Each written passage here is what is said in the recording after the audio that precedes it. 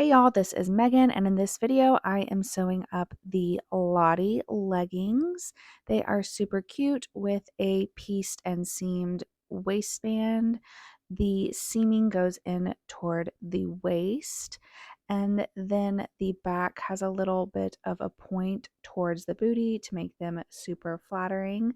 They also have this inset curve pocket and a gusset. Go ahead and cut all of your pieces, and the first step is going to be to work on our waistband. The waistband is lined, so you're going to have main waistband pieces and lining waistband pieces. You're going to take the main front piece and you're going to place a side waistband piece right sides together, and you're going to pin it to the waistband, and you're going to do the same thing with the other side waistband piece, and you're going to stitch the side pieces to the front with a 1/2 inch seam allowance. Once those are stitched together, then you are going to press those towards the center, and you can top stitch if you would like. Then you will take your back waistband piece and you're going to pin it to your side waistband pieces with right sides together. And again, stitch it together with a 1/2 inch seam allowance, and then press it toward the back waistband and top stitch.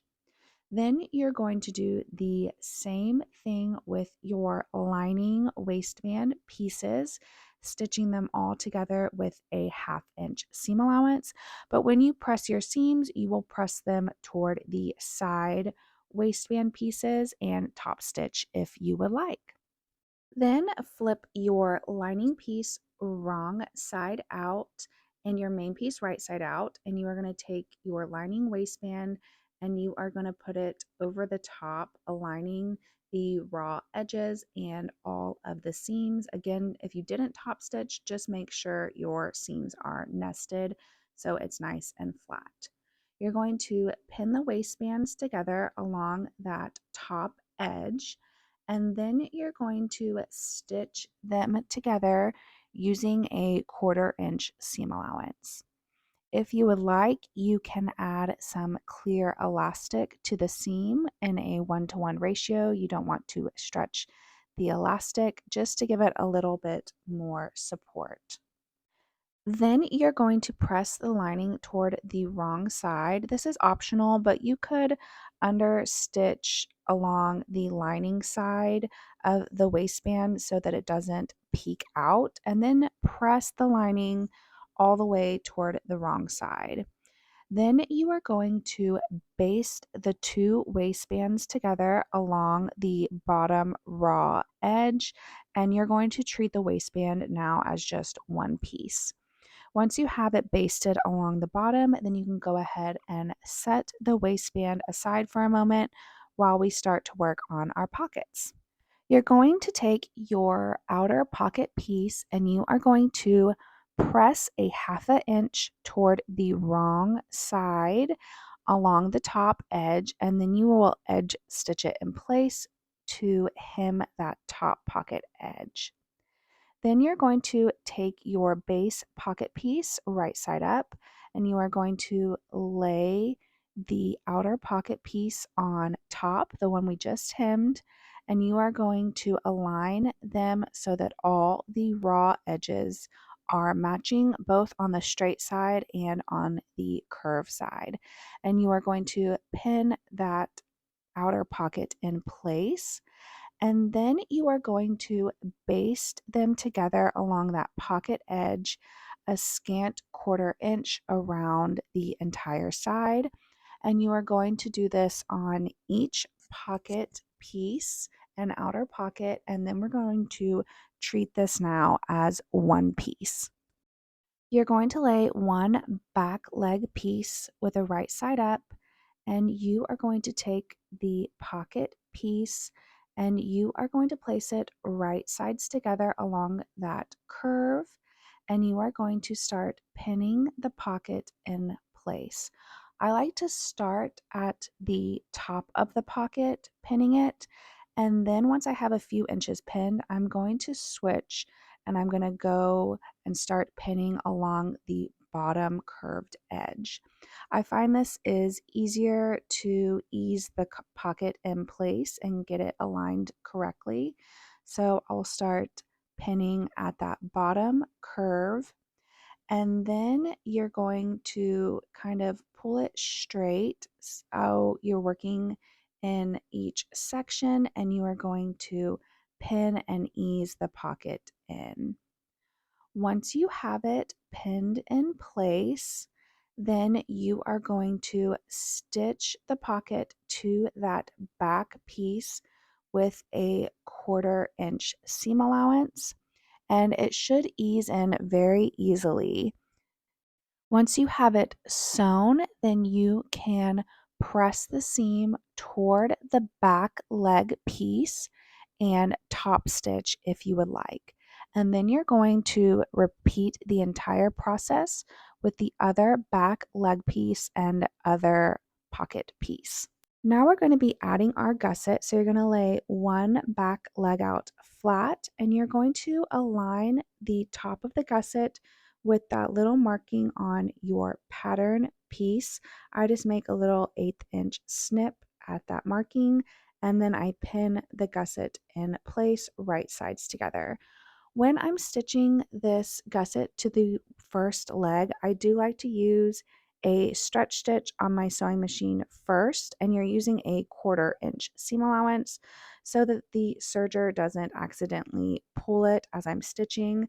And then I'll go back and use my serger to finish that seam and just serge off. Then you're going to press that seam open, again, lay the piece flat, and you're going to take your other back leg piece and you're going to align it so that the top raw edges are aligned, and you're going to start pinning it in place. The other back leg, the mark on that pattern piece should match with the top of the gusset. So once you get there, you're just going to again make sure that those little markings are aligned, and you're going to pin the rest of the leg below that marking to the gusset piece. Once you have everything pinned together, this is what it will look like. And you are going to stitch the legs together along the top and then the bottom of that to the other side of the gusset. And you're stitching this again with a 1/4 inch seam allowance. Once you're done, you can give it a press if you like, but when you open it up, you will see that that little triangle gusset is all in place. Go ahead and set those back pieces aside, and you're going to take your two front pieces and you're going to align them on the crotch curve with right sides together, again aligning the top raw edges all along the curve. You're going to pin these together and then stitch those front two pieces together using a 1/2 inch seam allowance. Next, you're going to be sewing the side seam. So you're going to lay your back piece out flat with the right side up, and you're going to lay your front piece right side down so that they are right sides together, and you're just going to pin them together along the top all the way to the bottom hem. Once you have these pinned together, then you are going to stitch the front and back together with a 1/2 inch seam allowance. Once it's sewn, you can press the seam toward the front leg and top stitch if you would like. You can also go ahead and create a memory press along the bottom hem by pressing a 1/2 inch toward the wrong side just to make hemming the ankle easier later. Then you're going to repeat all those steps with the other side so that each side seam is sewn. Next, we're going to sew the inseam. So first I'm going to fold my gusset piece in half, just aligning those seams, and then I'm placing a clip at the center of the gusset. Then you're going to align that center seam with the center of the gusset, right sides together, and then continue to pin the front and back legs together all along the inseam from the bottom hem to the gusset. Once you have all of this aligned and pinned together, then you are going to stitch the front and back pieces together using a 1/2 inch seam allowance. Then you can flip your legs right side out, and we are going to add the waistband. You are going to find the center front of your waistband, and you're going to flip your waistband wrong side out and slip the waistband over the top of the leggings, aligning the center of the waistband to the center front seam. And you're going to pin them together. And then you're going to go along and clip and pin together all of the seams. You want to make sure these are all lining up, and just continue pinning the waistband with right sides together to the top of the leggings. Once you have it all pinned together, I like to first use my sewing machine to baste the waistband on using a 1/2 inch seam allowance, just so I can double check to make sure that all of my seams are lining up perfectly. And then once I have it basted and everything lines up, I will go and use my serger to finish the seam. I do like to start and stop serging at the back point so I get a nice point. Then you can press that waistband seam, and the final step is going to be to hem the bottom legs. Just repress that memory press that you made and then edge stitch the hem in place. If you didn't create the memory press, then you're just pressing a 1/2 of an inch toward the wrong side for the hem. And then your Lottie leggings are complete. As always, if you have any questions, you can leave them down below and I will try to answer them. If you make a pair of Lottie leggings, then I would love to see them posted in my Facebook group, or you can tag me on Instagram at Made for Mermaids, hashtag Made for Mermaids Patterns, hashtag Lottie Pattern.